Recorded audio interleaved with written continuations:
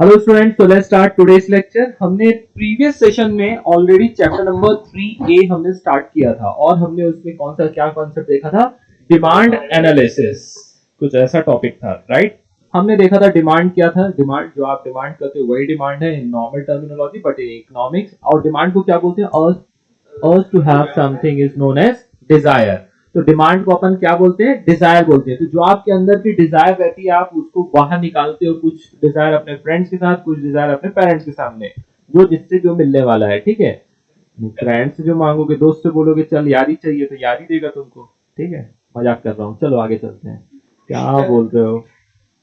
तो डिमांड वही है जो आपके अंदर की चाहते हैं, जो रिक्वायरमेंट है, जो आप अपने पेरेंट्स से मांग लेते हो, कुछ अपने जिससे जिससे मिलने वाला है, अपने काका से मांगोगे, अलग अलग जिससे जो मिलने वाला लग रहा है उससे वो आप मांग लेते हो, रिस्पेक्टिव पर्सन देखते हुए। क्या करने के लिए? उसको क्या कन्वर्ट करने के लिए? Effective demand. ओके, क्या कन्वर्ट करने के लिए? Effective demand. So first line में ही हमारा क्या लिखा था? Demand means desire and desire means urge to have something known as desire. अब ये दोनों तो हो गए। अभी थर्ड आता है, बट इन इकोनॉमिक्स ये इसको डिमांड नहीं बोलते। डिमांड किसको बोलते हैं? That desire should be backed by willingness and ability to pay. इसीलिए स्टार्टिंग में ही एकदम हेडिंग में लिखा हुआ है demand is equal to desire plus ability to pay plus willingness to पे।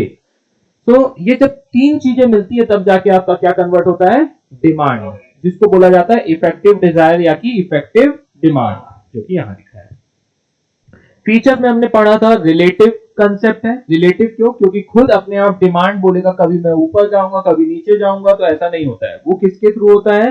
There are so many factors due to which demand change. हमने उसमें से देखा प्राइस, देखा एडवर्टीजमेंट, सीजन, टाइम, और क्या टेस्ट, हैबिट एंड फैशन, बहुत सारे गवर्नमेंट पॉलिसीज जिसके कारण डिमांड क्या होता है? ऊपर नीचे होता है। सिर्फ price alone not change the demand, बहुत सारे फैक्टर्स होते हैं।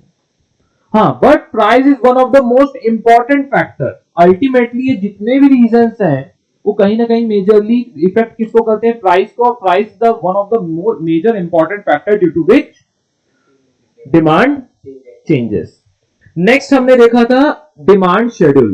डिमांड शेड्यूल में क्या याद रखना है अपन को? Demand schedule is a tabular representation of a functional relationship between price and quantity demanded.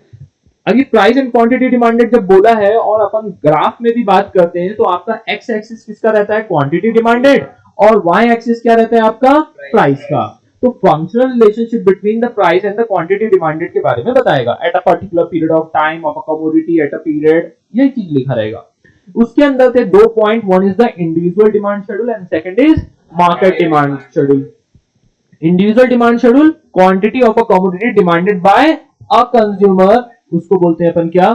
Individual demand schedule. Market demand schedule, total quantity of a commodity demanded by all the consumer, market demand schedule हो जाएगा। उसमें all consumer और a consumer बोला है, तो एक individual demand schedule में particular price में एक कंज्यूमर कितनी क्वांटिटी डिमांड करेगा वो लिखा हुआ है। ध्यान आ रहा है ये वाला पार्ट? और नेक्स्ट वाले पार्ट में क्या हो रहा है? यहाँ पर थ्री कंज्यूमर्स हैं, ए बी एंड सी। इन्होंने पर्टिकुलर एक प्राइस में अलग अलग क्वांटिटी डिमांड की है, क्योंकि सबका क्या रहता है? जजमेंट एनालिसिस अलग रहता है। तो उन्होंने पर्टिकुलर, उनकी इनकम अलग रहती है, उनको सस्ता महंगा अलग समझ में आता है, उनकी रिक्वायरमेंट अलग होती है, यूटिलिटी अलग, तो उसके अकॉर्डिंगली उन्होंने अलग अलग क्वांटिटी डिमांड किया। तो अपन बोलेंगे कि पूरे मार्केट में उसकी पर्टिकुलर 10 रुपीज प्राइस में कितनी डिमांड है? 30। सेकंड 8 में क्या बोलेंगे? हमने टोटल कितनी डिमांड है पूरे मार्केट में? 45 की। Got my point? सो ये पूरा मार्केट डिमांड है और उसी को बेस रख के हमने देखा था कि कैसे हम ये ग्राफ बनाने वाले हैं। X axis denote quantity demanded, Y axis denote price. As per the tabular representation and the schedule we have drawn the graph and all. और फिर उसके बाद हमने ड्रॉ लाइन की और उसमें से सबसे एक इंपॉर्टेंट है, आपके नोट में सब लिखा हुआ मिलेगा काफी कुछ, सिर्फ ग्राफ नहीं बना रहेगा, देखते जाना। Curve DD slopes downward from left to right and इसी को क्या बोलते हैं? Inverse relationship. ये सिर्फ चीजें हमने देख ली थी। नेक्स्ट आते हैं न्यू थिंग फर्स्ट। हमने स्टार्टिंग चैप्टर के स्टार्ट करने में फंडामेंटल और बेसिक्स में ज्यादा फोकस किया। मे भी रिपीटेशन होता है, लेकिन अल्टीमेटली हम ये क्यों पढ़ रहे हैं, क्या कर रहे हैं, क्या काम आता है, हमने ये सब चीजें देखी थी। At what price, why, to whom, at what quantity, ध्यान आ रहा है? ये सब हमने देखा, तो इसलिए हम पढ़ रहे हैं क्या? Demand analysis. और ये कौन कर रहा है, सिंपल से बता दो जल्दी से, मैन्युफैक्चरर कर रहा है कि कितना डिमांड रहेगा अकॉर्डिंगली वो क्या करेगा। नेक्स्ट आते हैं हम यहाँ पास पहले डिटरमिनेंट्स, जिसको और क्या बोला जाता है, फैक्टर्स अफेक्टिंग डिमांड। ऐसे कौन से फैक्टर्स हैं जो डिमांड को अफेक्ट करते हैं, उसमें से सबसे इंपॉर्टेंट फैक्टर आप लोग बताओ कौन कौन से फैक्टर्स हैं। Price is the one of the most important factor due to which the demand will change. Higher price में क्या होगा, लोअर क्वांटिटी डिमांड करेगा कंज्यूमर, एंड लोअर प्राइस में हायर क्वांटिटी डिमांड करेगा। ये देखो सब तो आता है। चलो नेक्स्ट आते हैं, अभी पॉइंट बाय पॉइंट चलते हैं। सबसे फर्स्ट पॉइंट है लेवल ऑफ टैक्सेशन। जैसे ही गवर्नमेंट टैक्सेशन का रेट, जो टैक्स रेट है, इंक्रीज करेगा तो क्या होगा बताओ, प्राइसेस क्या होगा एंड कंज्यूमर के लिए, इंक्रीज होगा, एंड अल्टीमेटली क्या होगा, डिमांड क्या होगी उस पर्टिकुलर गुड्स की, डिक्रीज हो जाएगी। एंड अपोजिट लाइकवाइज, यदि रेट ऑफ टैक्सेस कम हो जाएंगे तो वैसे ही क्या होगा, प्राइसेस कम होगी और डिमांड क्या होगा, इंक्रीज हो जाएगा। नेक्स्ट आते हैं एक्सपेक्टेशंस अबाउट फ्यूचर प्राइस की। एक्सपेक्टेशंस अबाउट फ्यूचर प्राइस बहुत सही है, सिंपल सा कंसेप्ट है, समझने की कोशिश करना। आपको ऐसा लग रहा है कि अभी 15 अगस्त आने वाला है और बहुत सारी शॉप्स मॉल्स में क्या लगेगा, डिस्काउंट लगेगा, और आपका एंड ऑफ द अगस्त या कि starting week of the September में क्या आपका बर्थडे है और आपको न्यू ड्रेस परचेस करनी है, तो आप क्या करोगे बताओ, आप पहले ही परचेस कर लोगे कि बाद में परचेस करोगे, पहले परचेस कर लोगे। क्या हुआ, क्या किया, एक्सपेक्टेशंस अबाउट फ्यूचर प्राइस की फ्यूचर में ये सारे ऑफर चले जाएंगे तो उस वक्त क्या मिलेगा, एक्सपेंसिव मिलेगा, तो आपने अभी से क्या कर लिया, परचेस कर लिया।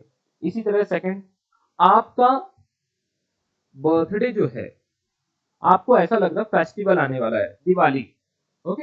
अब दिवाली में क्या रहता है, जनरली शुगर के प्राइसेस क्या होते हैं, इंक्रीज होने लगते हैं, स्वीट्स वगैरह के, तो शुगर के प्राइसेस शूट होते हैं, और भी बहुत से मटेरियल है।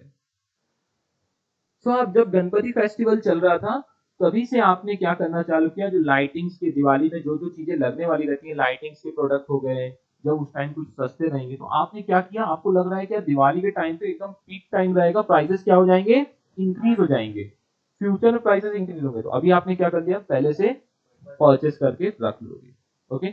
इसी तरह वाइस वर्सा रहेगा, आपका आपको ऐसा लग रहा है कि यार ठीक है, मैरिज आने वाली मेरे ब्रदर की और हमको आगे चल के क्या करना है, शॉपिंग करना है, और हमको लग रहा है 15-16 अगस्त के आस मतलब फ्यूचर में है, जो भी है, तो अभी प्राइसेस क्या है, ज्यादा है, तो अपन क्या किस चीज का वेट करते हैं, ऑफर का वेट करते हैं और अपन परचेस कर लेते हैं, ठीक है। तो समझ में आ रहा है किसके कारण और प्राइसेस चेंज होता है, फ्यूचर एक्सपेक्टेशंस में आपका जैसे आपकी सोच जाती है कि ऐसा लग रहा है कि फ्यूचर में प्राइस ज्यादा होने वाला है, तो क्या करोगे, इमीडिएटली परचेस कर लोगे, और आपको लग रहा है फ्यूचर में प्राइसेस कम होने वाली है तो आप क्या करोगे, वेट करोगे और तब जाके आप परचेस करने वाले हो, ओके। नेक्स्ट आता है टेस्ट हैबिट एंड पैशन। अब इसमें बोल रहा है कि बोलता है प्राइस का ज्यादा रोल नहीं है। अब कुछ कुछ लोग हैं जिनको चॉकलेट हैबिट से और पैशन से, तीनों चीज से एग्जांपल देता हूं।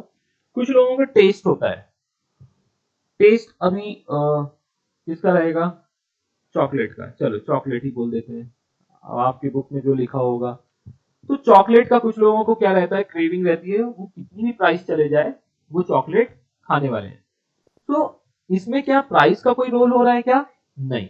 एक होता है हैबिट, हैबिट में क्या आ जाता है, कुछ लोगों को टोबैको या कि च्युइंगम या कि बहुत सारी चीजों की हैबिट रहती है, या चाय पीने की या कॉफी पीने की भी हैबिट रहती है कि दिन में 3 से 4 चाय नहीं मिली तो उनका बॉडी काम करता नहीं है। तो व्हाट हैपेंस, प्राइस कितनी भी चली जाए, हैबिट है वो, इसलिए क्या होगा, डिमांड में चेंजेस नहीं आएगा, ओके। नेक्स्ट आता है एक लास्ट में लिखा है फैशन। जैसे ही अभी सलमान खान वो फटी जीन्स पहन के निकल जाए और ऐसे करते हैं तो क्या हो जाएगा, मैं कितनी भी हाफ शर्ट पहन लूं और या कि इसी फटी शर्ट पहन लूं कोई फर्क पड़ने वाला नहीं, right.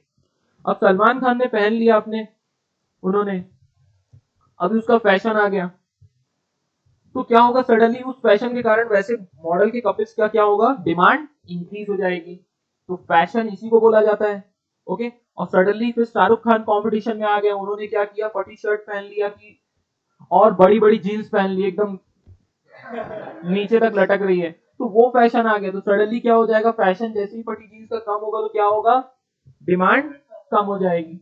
So depend upon the fashion also, यहाँ प्राइस का कहीं रोल है क्या? नहीं। सो फैशन की चेंज होने से भी क्या होता है, डिमांड में इंक्रीज एंड डिक्रीज होता है। तो तीनों चीज हो गई। नेक्स्ट पॉइंट आपका क्या था, साइज ऑफ पॉपुलेशन। ये तो पूरे देश को और दुनिया को पता है, जैसे ही पॉपुलेशन बढ़ेगी मार्केट में कमोडिटीज की डिमांड इंक्रीज होगी, और जैसे ही पॉपुलेशन डिक्रीज होगी तो वो भी डिमांड भी डिक्रीज होगी। Income, income is also the one of the same thing which actually impact the prices. Okay, देखते हैं इनकम, जब भी वर्ड आएगा तब तक आपके दिमाग में एक वर्ड आना चाहिए। वो क्या वर्ड है? Purchasing power. जैसे ही आपकी इनकम बढ़ती है वैसे आपकी परचेजिंग पावर क्या होती है? इंक्रीज हो जाती है। ओके, फिर उस वक्त लगता है कि यार एक कॉपर की बोतल आजकल अच्छा चल रही है, तो जहां पास यदि आपकी कम बजट रहेगा तो आप प्लास्टिक बोतल लोगे, ठीक है, या तो बहुत थोड़ा सा इंक्रीज होगी, क्या करोगे, एक कॉपर बोतल लोगे। और बहुत पैसे रहेंगे तो क्या करोगे, आप घर की सारी बोतल पहले फेंकोगे और फिर उसके बाद सारी कॉपर की बोतल ले आओगे। What is this? Income, that is purchasing power. तो जैसे ही आपकी इनकम इंक्रीज होती है डेफिनेटली कमोडिटीज की डिमांड क्या होगी? इंक्रीज होगी। और इनकम कम होगी तो कमोडिटी की डिमांड डिक्रीज होगी। प्राइस का कोई लेना देना है क्या? उस टाइम 500 की नहीं 5000 की मिले तो भी कोई फर्क नहीं पड़ेगा, क्योंकि आपकी इनकम क्या है? ज्यादा है। नेक्स्ट आता है आपका price of complementary goods. Complementary मतलब एक गुड्स दूसरे गुड्स को कॉम्प्लीमेंट करता हो। अभी जैसे बहुत अच्छा एग्जांपल है, कोविड के टाइम पे जैसे ब्लैक बोर्ड एंड चॉक का सिस्टम चल रहा हो, या व्हाइट बोर्ड और पेन का सिस्टम चल रहा हो, सडनली क्या हुआ, डिमांड क्या हो गई इन सब की? ऑनलाइन के कारण कम हो गई। ओके, सब्स्टिट्यूट है ना, ऑनलाइन पढ़ाना, राइटिंग लैपटॉप एंड बोर्ड में पढ़ाना, ये एक दूसरे का कॉम्प्लीमेंट्री, या कि पेन का बोर्ड से कॉम्प्लीमेंट्री है। समझ में आ रहा है? अब मैं बोर्ड तो यूज कर रहा हूं किसके लिए? प्रोजेक्टर के लिए, लेकिन पेन, मैं राइटिंग पेन नहीं यूज कर रहा। चलो अब आते हैं दूसरा कॉम्प्लीमेंट्री गुड्स। तो परफेक्ट एग्जांपल के साथ आ जाएंगे, पेट्रोल या फ्यूल और व्हीकल। यदि सडनली फ्यूल के प्राइसेस बहुत ज्यादा इंक्रीज होने लगे तो आप क्या बोलोगे? गाड़ी लेके क्या खड़ी करनी है क्या पार्किंग में? फ्यूल डलवाने के लिए भी तो पैसे होने चाहिए। तो क्या होगा, फ्यूल का प्राइस इंक्रीज होगा तो कार की डिमांड क्या होगी? डिक्रीज होगी। ओके, कॉम्प्लीमेंट करना है एक दूसरे को, जैसे वो, ठीक है, ये वाला समझ में आया क्या? तो प्राइस ऑफ पेट्रोल इंक्रीज होगा, result into decrease in the demand of the car. Okay, same reverse होगा, यदि पेट्रोल के प्राइसेस बहुत ज्यादा डिक्रीज हो गए तो बोलेंगे क्यों कॉर्पोरेशन की बस से जाने का, कैसे तो करके कार खरीद लेते हैं, राइट? और पेट्रोल हर भर के आराम से कहां जाएंगे? आपके घर में वेल मिल गया, समझ लो तेल का कुआं। समझ में आ गया? सो प्राइस ऑफ कॉम्प्लीमेंट्री, एक ध्यान रखना, स्टूडेंट बहुत ज्यादा कंफ्यूज होते हैं इसके सेकंड टॉपिक से, that is price of substitute goods. Complementary मतलब एक गुड्स दूसरे गुड्स को कॉम्प्लीमेंट कर रहा है। ओके, अब किसी ने बोल दिया, ठीक है, सब्स्टिट्यूट गुड्स के बारे में पहले आते हैं, जल्दी से आ जाते हैं। सब्स्टिट्यूट मतलब टी एंड कॉफी, इसको भी सब्स्टिट्यूट बोला जाएगा। सब्स्टिट्यूट कैसे होगा? यदि आपका टी का प्राइस क्या होगा, सडनली इंक्रीज होगा तो क्या बोलेंगे, चलना इतने की मिल रही कॉफी भी, तो कॉफी पी लेते हैं इससे अच्छा। समझ में आ रहा है? दूसरा और क्या हुआ, आपको स्वीट खाने की क्रेविंग होती है, जैसे शुगर बहुत ज्यादा एक्सपेंस होगी तो आप क्या और ऑप्शन है आप बताओ? हाँ, जैगरी बोल रहे हैं कुछ लोग, तो क्या करेंगे? गुलाची चाह पीना, हाँ, जो भी है। समझ में आ रहा है ना? सो इस तरह आप क्या करते हो, सब्स्टिट्यूट ढूंढना चालू कर देते हो। सो एक चीज के प्राइस का, सब्स्टिट्यूट गुड्स का इंक्रीज होता है तो दूसरे की डिमांड अपने आप क्या होती है? इंक्रीज होती है। तो एक चीज में स्टिक करते हैं, जैसे चाय में, चाय की प्राइस क्या होगी? इंक्रीज हो गई तो क्या होगा? चाय को कुछ नहीं हो रहा है, देखो अपने कॉफी का डिमांड अपने आप क्या होगी? इंक्रीज हो जाएगी। क्या कॉफी के प्राइसेस में कुछ चेंज हुआ क्या? नहीं। और price is the actually the one of the most important factor which actually impact the demand. Price increase होगी तो ये हमने पहला ही पॉइंट कवर किया है। एडवर्टीजमेंट, एडवर्टीजमेंट करते ही क्यों है? अवेयरनेस के लिए। क्या? डिमांड क्रिएट या कि उसकी सेल्स इंक्रीज करने के लिए। सर सब्स्टिट्यूट गुड्स में अगर मैंने क्योंकि दो शॉप्स है, टी के शॉप्स है, और एक टी के शॉप में 10 रुपए में चाय मिल रही है और दूसरी टी के शॉप में 5 रुपए में मिल रही है। तो अगर मैं पहले शॉप में जाता हूँ, जा रहा था अब तक, पर मुझे दूसरे शॉप का पता चला, तो वो भी सब्स्टिट्यूट ही हो गया है या नहीं? यहाँ पर क्या फैक्टर है, कोई बताएगा मेरे को? इसने जो एग्जांपल दिया, इसने बोला है कि एक शॉप में 5 रुपए की मिल रही है, दूसरे शॉप में 10 रुपए की मिल रही थी। यहाँ कौन सा फैक्टर आया? प्राइस फैक्टर आया। ओके, और प्राइस में मतलब सडनली उसकी दुकान जल्दी बंद होने वाली है। ठीक है, देखो क्या है, रियल लाइफ से ज्यादा एग्जांपल को ज्यादा कोरिलेट करने की कोशिश करोगे ना तो कंफ्यूजन ज्यादा इंक्रीज होगा। मैं ऐसा नहीं बोल रहा हूँ सब चीज का जवाब है, बट प्रॉब्लम क्या हो जाएगी, ऐसा नहीं है अब होटल ताज में जाके आप 250 की भी चाय पी सकते हो, तो अब होटल ताज नहीं बंद हो जाएगा। ठीक है, तो मेरे भी स्टेटमेंट और आपके एग्जांपल सब चीजों को नॉर्मल रख के अपन थोड़ा कंपेयर करेंगे तो सब कुछ क्लियर रहते रहेंगे। अब एडवर्टीजमेंट डेफिनेटली करोगे तो क्या होने वाला है, प्रमोशन स्कीम, सेल्समैनशिप, ये सब चीजें करोगे, कॉस्मेटिक गुड्स वगैरह के ये सब अपने आप क्या होगी, इनकी क्या होगा, डिमांड इंक्रीज हो जाएगी। नेक्स्ट आता है नेचर ऑफ प्रोडक्ट। पहले रीड करते हैं। नेचर ऑफ प्रोडक्ट मतलब क्या होता है, कुछ ऐसे नेचर ऑफ प्रोडक्ट होते हैं कि उसका प्राइस पे कोई फर्क नहीं पड़ता, वो आप यूज करोगे ही करोगे। सॉल्ट एक अच्छा एग्जांपल हो गया, ओके, शुगर हो गया, मतलब आप कंज्यूम तो करने ही वाले हो। आप ऑयल हो गया, कुकिंग तो बिना उसके नहीं करना चालू करोगे, without oil. So there are so many products जो कि नेसेसिटी वाले जितने भी है ना, दैट यूज इज अनअवॉइडेबल, वो आप यूज करने ही वाले हो, तो उनका प्राइस से कोई भी फर्क नहीं पड़ता, और उनकी प्राइस कितनी भी हो जाए आपकी डिमांड क्या होगी, सेम रहेगी। तो जो कंसेप्ट है प्राइस के डिक्रीज और इंक्रीज होने से डिमांड चेंज होता है, तो वहां पास नहीं होने वाला है। तो नेचर ऑफ प्रोडक्ट, जैसे अभी कुछ एग्जांपल है बुक्स में आपके मेंशन किया रहेगा मेडिसिन के रिगार्डिंग। अब ब्लड शुगर की किसी को या डायबिटीज की मेडिसिन जो कंज्यूम करता है उसकी प्राइस ज्यादा होगी तो कंज्यूम नहीं करेगा क्या, वो करने वाला है। ओके, तो इसलिए यहाँ पर प्राइस का कोई फैक्टर इंपैक्ट करने ही नहीं वाला। नेक्स्ट आता है लास्ट में अदर फैक्टर। अदर फैक्टर के अंदर आता है सबसे पहला climate condition. Definitely climate change होगा तो अकॉर्डिंगली आपकी क्या होती है उस पर्टिकुलर प्रोडक्ट की, रेनी सीजन में रेनकोट, विंटर सीजन में woollen cloth and summer season में कॉटन या की शॉर्ट क्लोथ डिमांड में इंक्रीज होते हैं। नेक्स्ट आता है चेंज इन टेक्नोलॉजी। टेक्नोलॉजी जैसे चेंज होगी वैसे ही डिमांड भी पर्टिकुलर प्रोडक्ट्स की ओवर द पीरियड चेंज होने वाली है। गवर्नमेंट पॉलिसी, पॉलिसी अलग टाइप की रहेंगी। कस्टम एंड ट्रेडिशंस जैसे रहेंगे, जैसे यहाँ पास गणपति फेस्टिवल काफी अच्छे से सेलिब्रेट किया जाता है, तो कहीं पास दुर्गा फेस्टिवल काफी अच्छे से सेलिब्रेट किया जाता है। ओके, तो वहां पर उन चीजों की डिमांड क्या रहेगी, अलग अलग तरीके से इंक्रीज एंड डिक्रीज रहेगी इररिस्पेक्टिव ऑफ प्राइस। तो ट्रेडिशन एंड कस्टम के कारण भी डिमांड क्या होती है, इंक्रीज एंड डिक्रीज होती है।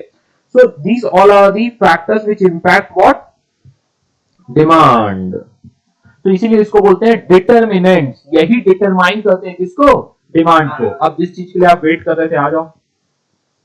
टेट फिक्स पाउना, पहले ये गेट फिक्स पाउना था। लेवल ऑफ टैक्सेशन को एक्चुअली देखा जाए तो गवर्नमेंट पॉलिसी के अंदर ही कवर किया जाएगा। गवर्नमेंट पॉलिसी, गवर्नमेंट ही तो डिसाइड करती है टैक्सेशन पॉलिसी कितनी रहेगी। ओके, तो वो गेट फिक्स पाउना था, अभी क्या बन गया वो टेट फिक्स पाउना। मैं चाहता था कि जो हेडिंग आपके स्टेट बोर्ड के टेक्स्ट बुक में दी है वही हेडिंग आप क्या करो, कंटिन्यू करो, इररिस्पेक्टिव आपको उसकी कोई भी सब्स्टिट्यूट मिले। जैसा लिखा है लेवल ऑफ टैक्सेशन लिखा है ना, तो लेवल ऑफ टैक्सेशन ही लिख के आने का एग्जाम में। Okay, so start with the first T, taxation. E, expectation about future price. Next T क्या है, taste, habit and fashion. Next P, price नहीं, यहाँ पर population है, ध्यान रखना। रीजन है आगे जो मेमोरी टेक्निक आने वाली है ना, उसमें वो लास्ट में प्राइस डेलिबरेटली रखा गया है, उसका लॉजिक है। हाँ, so P stands for population, I stands for income, C stands for complementary goods, S stands for substitute goods, P price, A advertisement, O other factors, ना nature of product। ठीक है, एक बार फिर से, जिसको नहीं समझ में आया एकदम देख के बोलो, लेकिन बोलना सबको है। ये था आपके सामने टेट फिक्स पाउना। T taxation, E expectation about future price, T taste, habit and fashion, P population, I income, C complementary goods, S substitute goods, A P price, A advertisement, O other factors and ना nature of product। Okay, अभी फिर से last time सिर्फ अपन क्या देखेंगे, memory technique. टेट फिक्स पाउना, taxation, expectation, taste habit and fashion, population, income, complementary goods, substitute goods, price, advertisement, other factor and nature of product. ठीक है, सो इस टाइप से आपका क्या होता है, ये कंप्लीट किया डिटरमिनेंट। एग्जाम के कुछ फेवरेट क्वेश्चन है। नेक्स्ट आता है आपका टाइप्स ऑफ डिमांड। कितने टाइप की डिमांड है? Direct, indirect, joint, composite, competitive. एक बार फिर से आपके सामने है स्क्रीन पे, direct, indirect, joint, composite, competitive. ठीक है, डन। स्टार्ट करते हैं फर्स्ट से डायरेक्ट। डायरेक्ट डिमांड किसको बोलते हैं? जो आपके डायरेक्टली, ये आपके दिया होगा है ना? हाँ, है। जो ऐसी गुड्स जिससे आपका डायरेक्टली क्या हो, डिमांड सेटिस्फाई हो, उसको बोलते हैं डायरेक्ट डिमांड। अब डायरेक्ट वो कौन से गुड्स हैं? क्लोथ हो गया, शुगर हो गया, आप कोई भी जितने भी प्रोडक्ट देख रहे हैं, आपकी वाटर हो गया, बॉटल हो गई, ये सब क्या है आपका एंड प्रोडक्ट्स है। वो सब आपके डायरेक्ट डिमांड सेटिस्फाई करते हैं। अब उसको अपन और क्या वर्ड एक यूज कर सकते हैं? कन्वेंशनल। लिखा होगा आपका, देख लीजिए एक बार। नहीं लिखा? कोई बात नहीं, तब तो उसको कट कर देना चाहिए।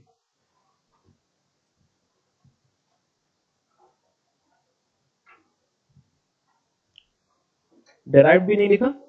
इनडायरेक्ट डिमांड नहीं लिखा है ना? कैसे कैसे, बस लिखा रहेगा।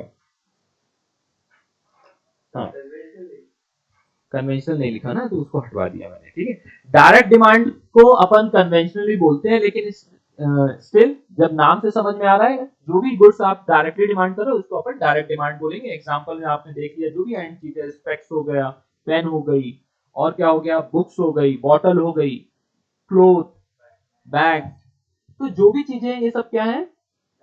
Direct demand. अब इनडायरेक्ट इसी तरीके से समझो, कोई भी एक एग्जांपल पकड़ लेते हैं। नहीं, मैं हूं ना, चलो आते हैं। कोई इनडायरेक्ट डिमांड जो परफेक्ट बैठे आपके लिए, तो मैं आगे एक्सप्लेन कर पाऊं। जैसे आपको डायरेक्टली डिमांड किसकी थी? एसी की। अब उसके पीछे, उसको बनाने के लिए जो भी पीछे जिस जिस चीज की डिमांड लगी, उन सबको क्या बोलेंगे? Indirect demand. उस एसी बनाने के लिए क्या क्या लगा होगा? लैंड, फिर उसके ऊपर क्या बनाएगा? फैक्ट्री, उसके अंदर मशीन, इन सब की डिमांड क्या बोलेंगे? इनडायरेक्ट। लेबर, उसकी इनडायरेक्ट डिमांड है। उसके पीछे रॉ मटेरियल जो भी उसमें लगा है, फिर उसका सेल्स टीम। तो मतलब समझ में आ रहा है, कोई भी जो चीज आप डायरेक्ट डिमांड कर रहे हो, उसके पीछे जो भी चीजें लगी हैं, वो सब क्या है? Indirect demand. देखो जैसे यहां भी 1980 के पहले यहीं पास क्या था? प्लेन लैंड थी। क्या डिमांड आई लोगों की? हमको यार इस एरिया में, बहुत ही फेमस है सदाशिवपेट में तिलक रोड, हमको यहाँ पास क्या चाहिए? ऑफिसेस चाहिए। तो लोगों ने डिमांड किया, तो क्या डिमांड थी उनकी? डायरेक्ट डिमांड, ऑफिस चाहिए। अब उसको फुलफिल करने के लिए पीछे क्या क्या जितनी चीजें लगी?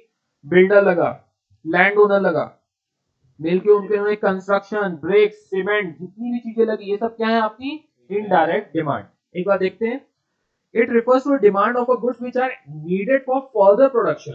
Demand for produced goods, producer goods. Hence, all factors of production have indirect or derived demand. मतलब जितने भी factors of production है, factors of production किसको किसको बोलते हैं? Land, labor, capital and entrepreneur.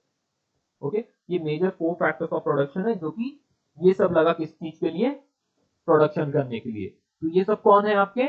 Indirect demand. Direct demand कौन सा है? Finish goods, final goods. Next आते हैं हमारा ज्वाइंट या कि कॉम्प्लीमेंट्री डिमांड। मैंने यहाँ पर इनडायरेक्ट डायरेक्ट लिखा है, लेकिन आपको जब भी हेडिंग लिखनी है वो कैसे लिखोगे आप?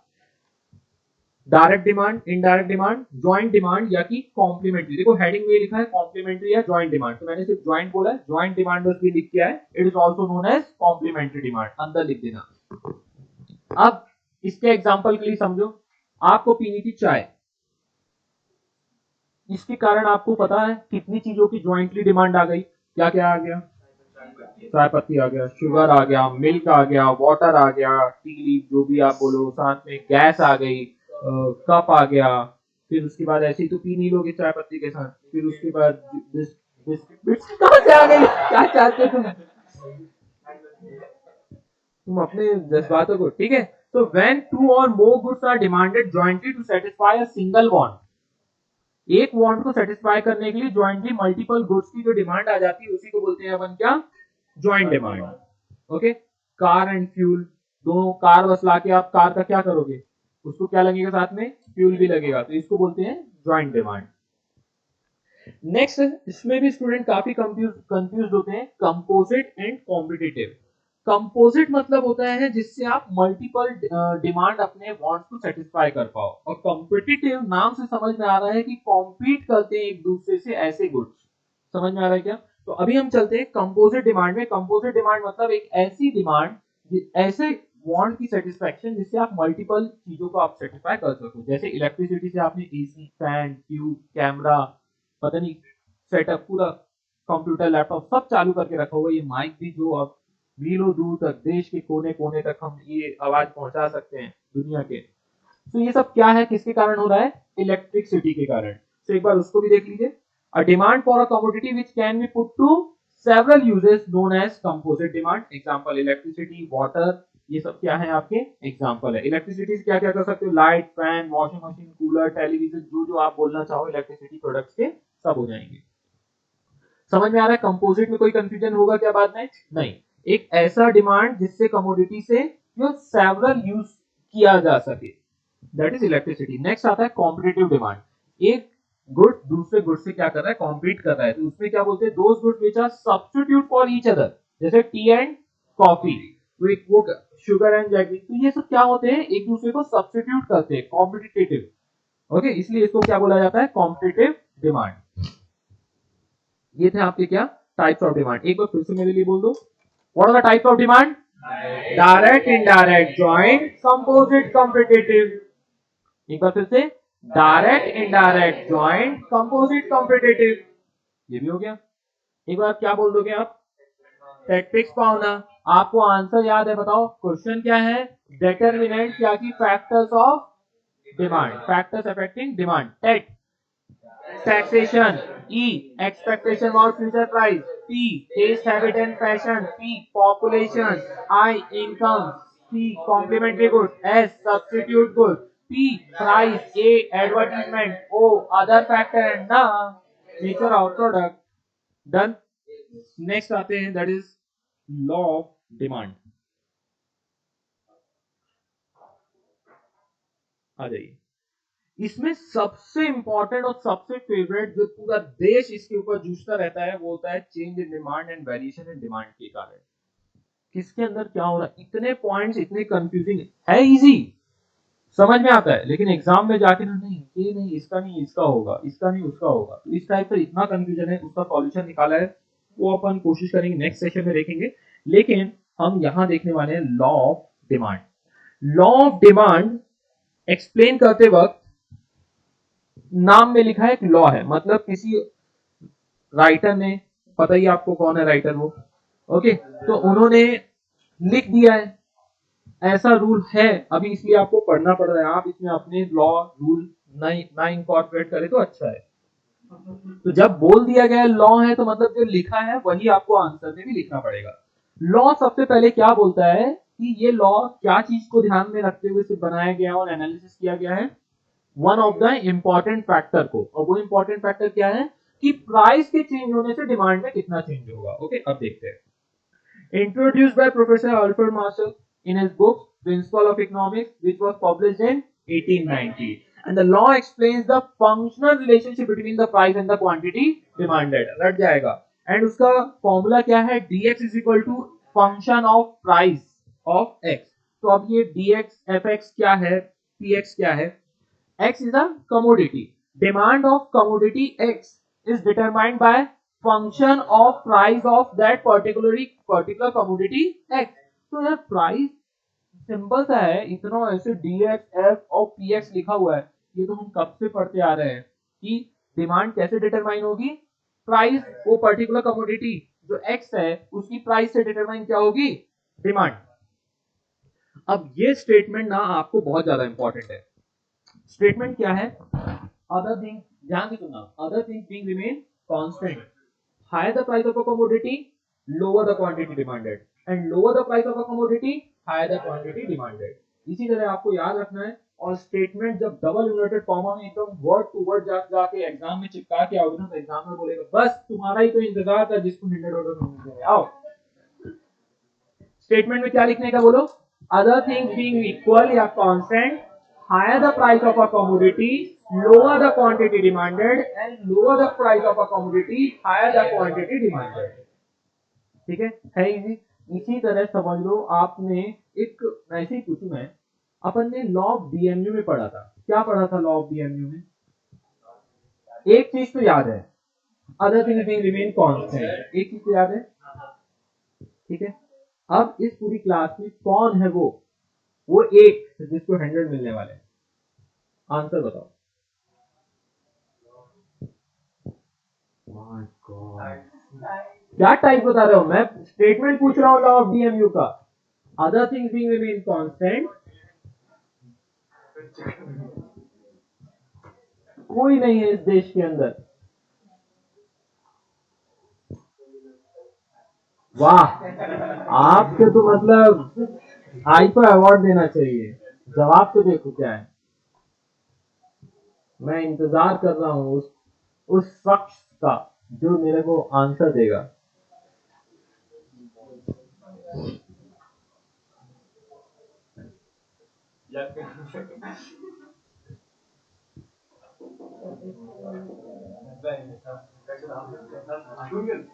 कोई तो बोल दो अभी, what is the statement?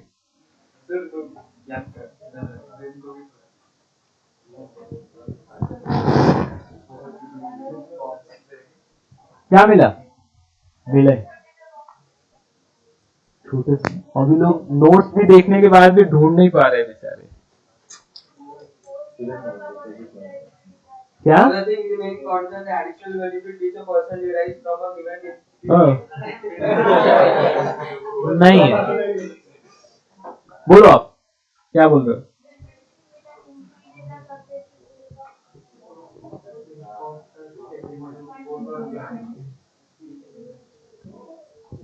Statement था हमारा, other things being remain equal या constant, utility goes on diminishing with the successive unit of a commodity consume by consumer.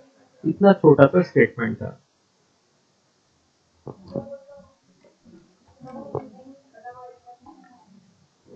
क्या बात कर रहे हो? स्टेटमेंट में दिखाओ, ये देखो स्टेटमेंट लिखा हुआ है, marginal utility goes on diminishing with an increase in the successive unit of a commodity।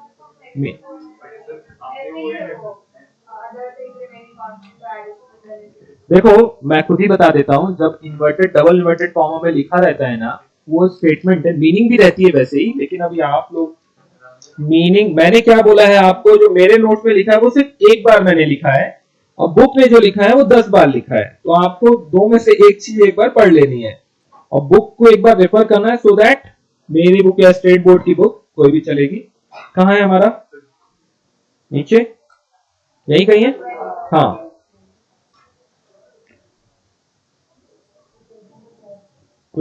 ये आ गया। हाँ, statement other things remain constant, additional benefit या यूटिलिटी, मार्जिनल यूटिलिटी, तो इसी के बाद ये इन अदर वर्ड्स वाला पार्ट है ना। देखो हर साल वो बुक चेंज कर रहे हैं, रिमेन सेम है। क्या लिखा हुआ है वहां पर? Marginal utility goes on diminishing with an increase in the successive unit of a commodity consume by consumer. और ये कहां लिखा हुआ है? डिमिनिशिंग मार्जिनल यूटिलिटी यूनिवर्सल कहां लिखा है मीनिंग में? स्टेटमेंट में ही तो लिखा है।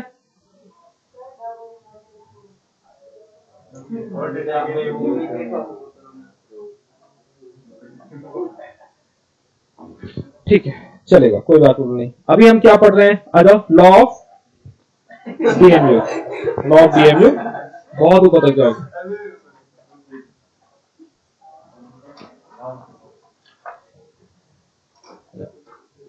सो यहाँ का स्टेटमेंट क्या है? Other things remain equal constant, higher the price of a commodity, lower the quantity demanded, and lower the price of a commodity, higher the quantity demanded. अभी नेक्स्ट आते हैं लॉ ऑफ डिमांड के assumption में। क्या assumption लिया गया है?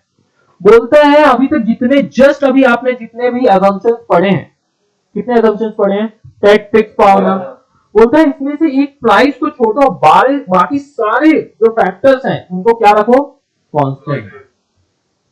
अरे स्टेटमेंट में क्या पहली लाइन अपन ने टाइम पास के लिए थोड़ी ना पढ़ी है? Other things being remain constant या इक्वल, हायर द प्राइस, उसके बाद बोल रहा है सब जितने भी फैक्टर्स सबको कांस्टेंट रखो, सिर्फ प्राइस अलोन विल चेंज। अब देखो क्या होगा, सिर्फ इस पूरे लॉ ऑफ डिमांड में क्या चेंज होने वाला है, price, price alone will change, rest of the thing will remain constant.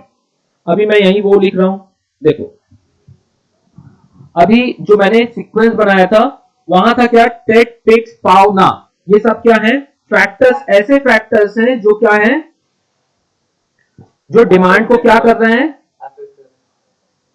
Demand को अफेक्ट कर रहे हैं। ये सारे फैक्टर्स हैं जो डिमांड को क्या कर रहे हैं, अफेक्ट कर रहे हैं। बोलते हैं उसमें से ये पी प्राइस है उसको छोड़ दो, बाकी सारे जितने कॉन्सेप्ट्स है ना, जितने भी फैक्टर्स हैं सब क्या रहेंगे, कांस्टेंट। तो वहां क्या था, टेट पिक्स पाओ ना, यहां पर क्या कर दिया मैंने, नो टेट पिक्स। अब नो टेट पिक्स क्या है, तो नो स्टैंड फॉर नो, तो no change in taxation policy, तो जो चीजें वहां है टैक्सेशन पॉलिसी वहां भी था, ठीक है, वहां भी टैक्सेशन था। ई क्या था, एक्सपेक्टेशन अबाउट फ्यूचर प्राइस, तो no change in expectation about future price. T क्या था, taste habit and fashion, no change in taste habit and fashion. P population था, no change in the size, that constant size of population या no change in the size of population. No change in income या constant income. No change in the price of complementary goods, no change in the price of substitute goods. अब क्या चाहिए जिंदगी में, ये लो खत्म हो गया। और इसके अंदर का कंटेंट मैं बताना चाहूंगा, जैसे किसी का एग्जांपल लें, पॉपुलेशन का एग्जांपल लेते हैं। इट इज एज्यूम्ड दैट, अब आप जब पढ़ोगे ना बुक्स में क्या लिखा रहेगा, it is assumed that population will remain constant, या कि it is assumed that there is no change in the size of population. If population change, demand will also change. Check कर लो अपने अपने मटेरियल में, बुक में आ जाओ, यही कहीं रहेगा, कहां गया, हाँ ये था पॉपुलेशन, ये देखो यही बात आ गया। इट इज एज्यूम दैट, क्या चाहते हो तुम मेरे से,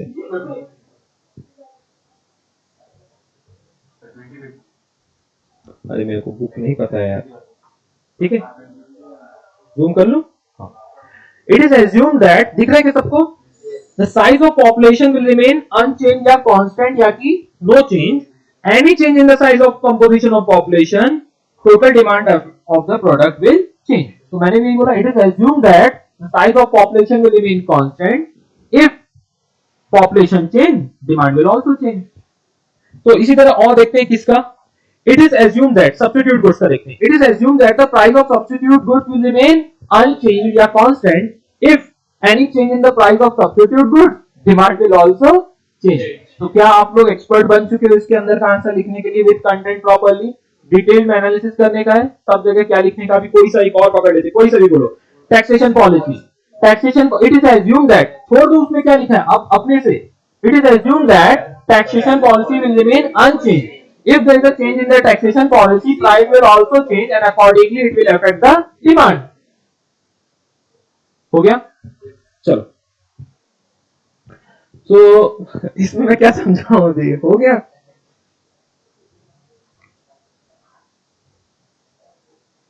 सो आपका क्या कंप्लीट हो गया, assumption भी, तो क्या पढ़ा इसमें, मैंने सब एक्सप्लेन कर दिया है। टैक्सेशन पॉलिसी, एक्सपेक्टेशन कहां पढ़ा दिया, अभी जस्ट मैंने पढ़ाया कहां, फैक्टर्स अफेक्टिंग डिमांड, कौन कौन से फैक्टर्स जो डिमांड को अफेक्ट करेंगे।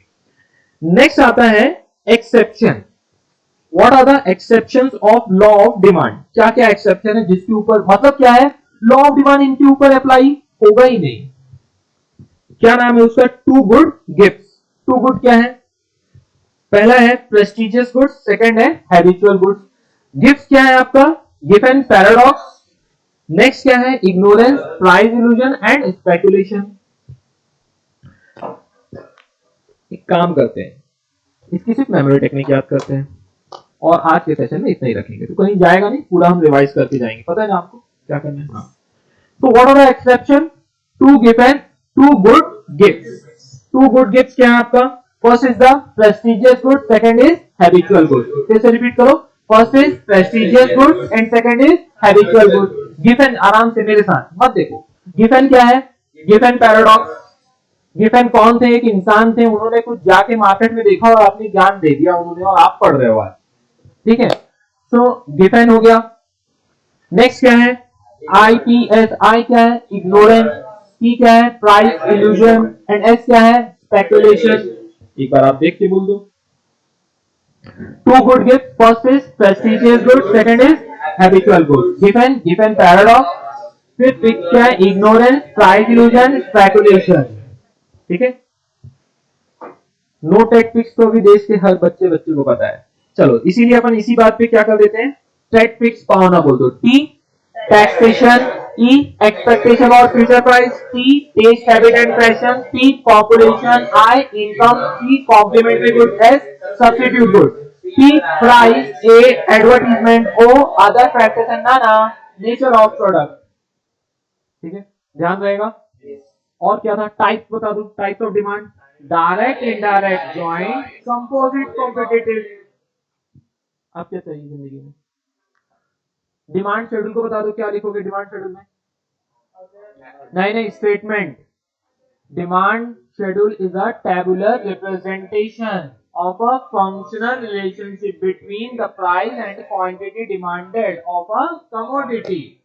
पूरा स्टेटमेंट याद आ रहा है? फिर से एक बार रिपीट करोगे, क्या है? Demand schedule is a tabular representation of a functional relationship between price and quantity demanded of a commodity। इसके अंदर दो पार्ट हैं, individual demand and market demand. Individual demand schedule बोलो, quantity demanded of a commodity by a consumer. नहीं, आगे भी है, लेकिन मैं अभी यहाँ आपको मेन स्टेटमेंट बता रहा हूँ। quantity demanded of a commodity by a consumer at a particular period of time and price। लिखा है, ध्यान आ रहा है? मार्केट डिमांड शेड्यूल में क्या लिखोगे? Total quantity of a commodity demanded by all the consumers. इसके अलावा कुछ अपन ने अभी पढ़ा है क्या अभी तक? चैप्टर 3 मतलब आप क्या कंप्लीट कर रहे हो मालूम है? कितने मार्क्स? 15 मार्क्स। चैप्टर नंबर 2 में कितने मार्क्स का लिए? 15 मार्क्स। अब जिंदगी में क्या चाहिए? आप 30 मार्क्स तो ऐसे ही कंप्लीट कर लियो 4-5 लेक्चर में। चलो घर जाते हैं। चलो, सो ये कुछ चार्ट थे, और नेक्स्ट सेशन जो रहेगा हमारा वो बहुत ज्यादा इंपॉर्टेंट रहेगा, क्योंकि उसके अंदर चेंज आने वाला है, change in demand and variation in demand. This is one of the most important and favourite question by the examiner. तो मेरा भी फेवरेट है, रीजन वही है। और इसमें हम क्या करेंगे? कॉपी करेंगे, और किसी को पता भी नहीं चलेगा हमने कॉपी किया है। कॉपी, ये देखो ना, लिखा है मैंने कॉपी, लिखा ही नहीं लिखा है। और अपन कॉपी करेंगे और किसी को पता भी नहीं चलेगा एग्जाम में हमने कॉपी कर लिया है। ठीक है, तो इसको सीखने के लिए मिलते हैं अपने नेक्स्ट लेक्चर में। तो see you all in the next lecture. Take care, bye bye.